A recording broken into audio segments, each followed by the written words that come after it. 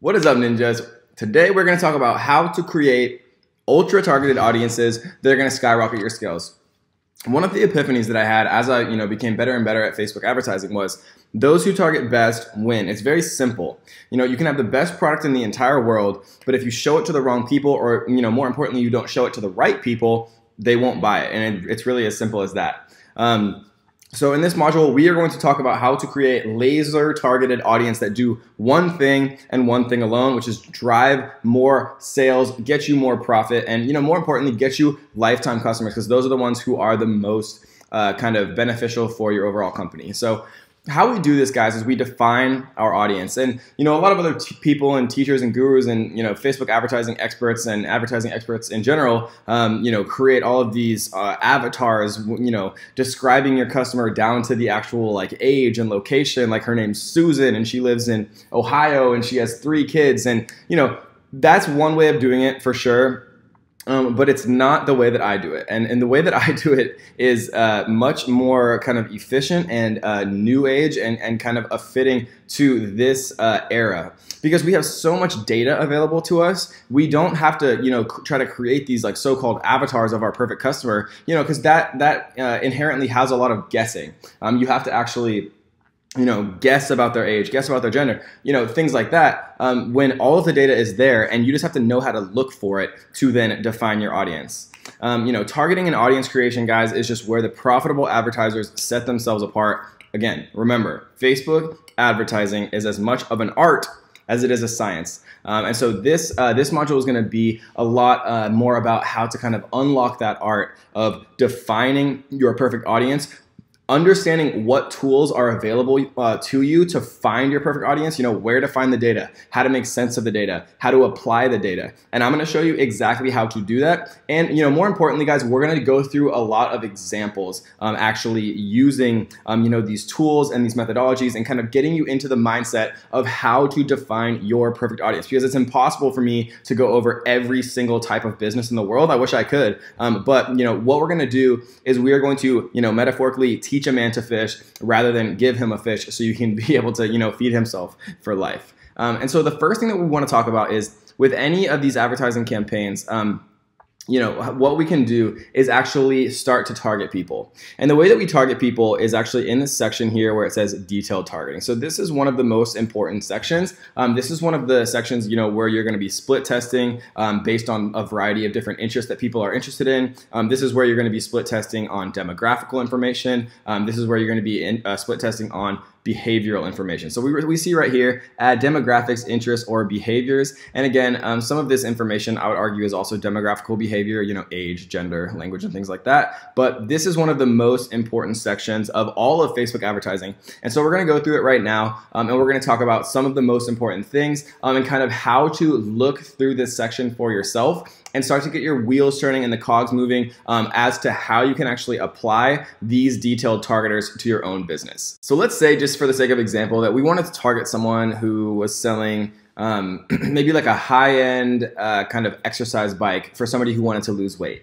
So how would we do that? How would we kind of put ourselves in that mentality, and how would we really start to target them? And we're going to talk more about really how to hone in on this later in this module on using audience insights and using the page likes and Google Trends and things like that. But let's just use a bit of logic kind of just to get ourselves in the mentality of how this works, right? Because what detailed targeting is, at the end of the day, is how you're telling Facebook who to show your ad to. So if I'm selling like a high-end exercise bike, who is my, just logically, who is my perfect target customer?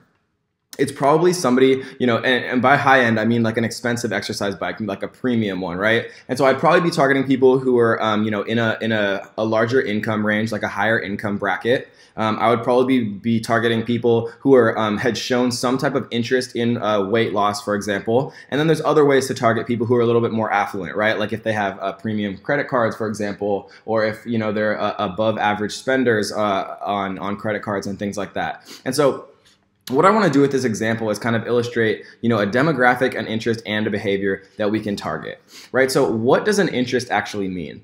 Literally what it means from a detailed targeting perspective on Facebook is somebody has shown interest in a Facebook page. And so like if I was going to target people who wanted a high, a premium exercise bike, then I'd probably want to target people who are interested in weight loss. And how do I know that somebody is interested in weight loss or fitness, right? Let's think of some things. Like the first thing that comes to my mind randomly is just like Slim Fast, right? So Slim Fast, the drink, and what this means is people who have expressed an interest in or liked pages related to Slim Fast. So we can do this one. We could do, personal trainer. We could choose like one of the most popular personal trainer here. We see an interest here being Chris Powell, who is apparently a popular personal trainer. And something that's important to note here is the difference between fact-based and algorithmically based. And so, like, for example, people can go and actually like this person's page. Chris Powell has an actual Facebook page, and he's a personal trainer, right? So if we went to Facebook and we actually typed in Chris Powell, then his page would come up, right? So here he is. He is, obviously a very popular personal trainer, has 1 million likes and things like that. So he's a real person. If I wanted to like him, I'd have to go to his page and I'd have to actually literally click the like button on his page, right? And so this is fact-based. Someone actually went out of their way to go click this button.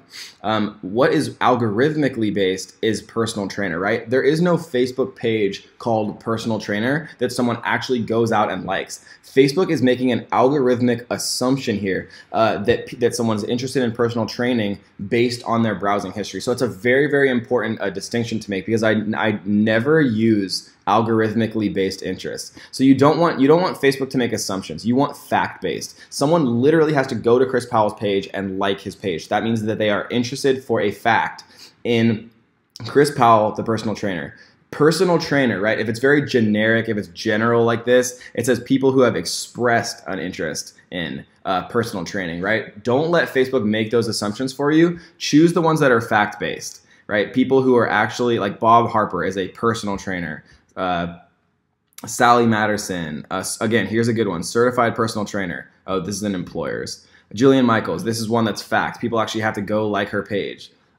Here's another couple other examples. Again, this is probably the best example for an algorithmically based. So I like to do actually fact-based interests. So we're going to choose just those two. So this means that I'm now only going to show my ad to people who have expressed a fact-based interest in the Slim Fast Facebook page and the Chris Powell Facebook page, fact-based interest, right? And then if I wanted to target somebody who, had a demographic, maybe a little bit higher of an income, then I can just type in income here and it's going to show me some. So if I want to target people who are, have a little bit more money, people who have an income over 500 grand, right? And you can target people who have, lower incomes, medium incomes, or however you want to determine that right here. But we're going to target people who are a little bit over the average as far as of income. And so something that's important to note here, guys, is right now we have 3 interests we're targeting. We're targeting people who have over 500,000 income, who have factually liked Chris Powell, and who have liked the Slim Fast page, right? These are facts-based. I'll show you another algorithmic base just so you guys have like an idea. So if we type in like health, right? So we see like right here, health and beauty as an interest. There is no Facebook page that is health and beauty, right? This is an algorithmically based assumption that people like health and beauty based on their browsing activity. But if we like, for example, health, the magazine itself, right? So if people actually have to go to the magazine and click like on the Facebook page, then that is a fact-based. And so we like to stick with fact. But just something that I want to talk about really quickly, include people who match at least one of the following. So this is really important, right? So right now we're targeting people that have over 500,000 income, or like Chris Powell, or like Slim Fast.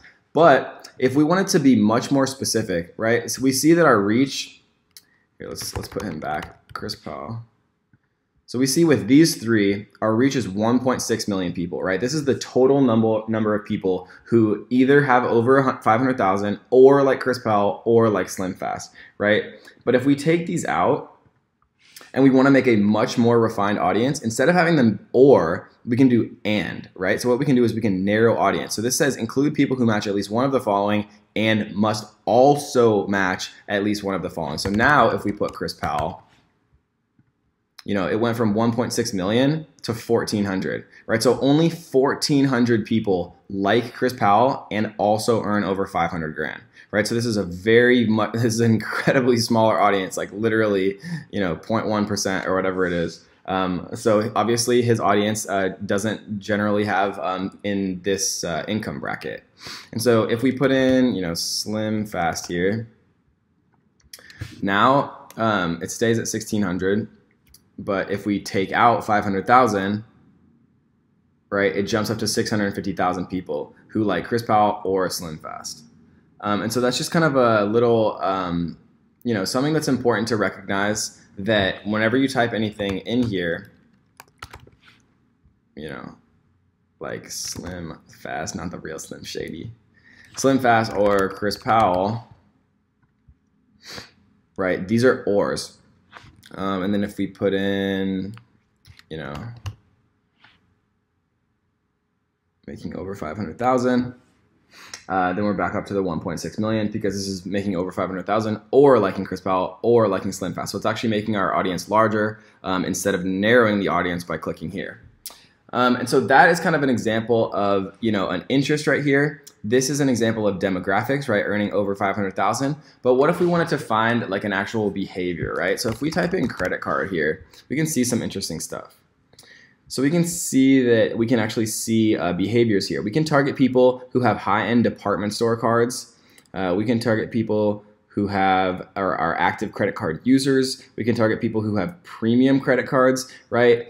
These are amazing ways to really target people based on their actual behaviors, to be able to kind of hone in even closer on what we want our target audience to be. So for our example, we're targeting people who are affluent, right? Who are interested in weight loss, and who are, you know, likely to purchase our high-end bike. So if we type in purchase here, we can actually see purchase behaviors as well. You know, people like look at how detailed this is. People who have purchase behaviors who like food and drinks, sweets and snacks, and chocolate candy. You can literally target people that are that. You can target people that fine-tuned. You can target people who like alcoholic beverage, people who like who are impulse purchasers, which is a great one for e-commerce.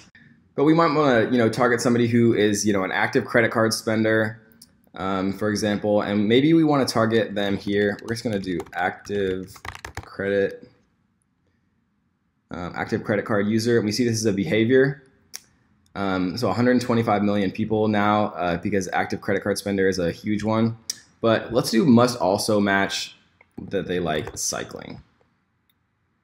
Right, so we're going to choose USA Cycling.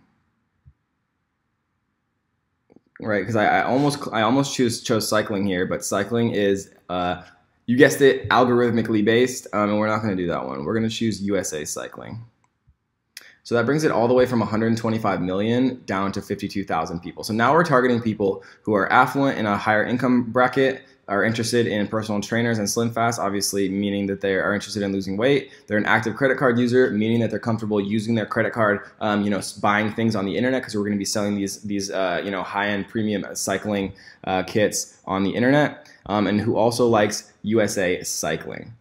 And so we can even narrow this down even a bit further, and we can put, what's a good bicycle brand? We can do Trek Bicycle Corporation. So now it's people who like Trek Bicycle Corporation, USA Cycling, are interested in Slim Fast and Chris Powell, have over 500,000 in income, and are active credit card users, right? And so this is just kind of a general introduction, guys. We're gonna go much deeper into targeting, you know, specific things like, you know, how to target if you're a real estate agent, how to target if you know, own a small business, how to target if you own a bar or a restaurant, how to, go into very specific details of how you can use these detailed targeters. I just want to, use this kind of this first video to get you kind of introduced to how it works, where you're going to be spending most of your time here in the detailed targeting section. And we're going to go into some, amazing little hacks that I've figured out over the years and through, millions and millions of dollars of spend, kind of to what works, what doesn't, kind of where to focus your time, where not to, why it's more important to focus on fact-based interest rather than algorithmic, a lot of just different things that I've kind of figured out over the years. And so that is kind of your general introduction to the detailed targeting section, guys. And remember, we can actually, combine this thousands or at least hundreds or thousands of different demographics, interests, and behaviors from Facebook, but they also have, third-party partners. They partner with people to bring data in on income, on, all different types of information where you might be thinking, how does Facebook know how much money I make, right? But Facebook buys data from third-party data providers like credit bureaus and things like that, where they literally can aggregate just an unimaginable amount of data about people, but which is good for us because it allows us to target, our perfect customers. It's a little creepy, but it is what it is. And so I hope you enjoyed that one, guys.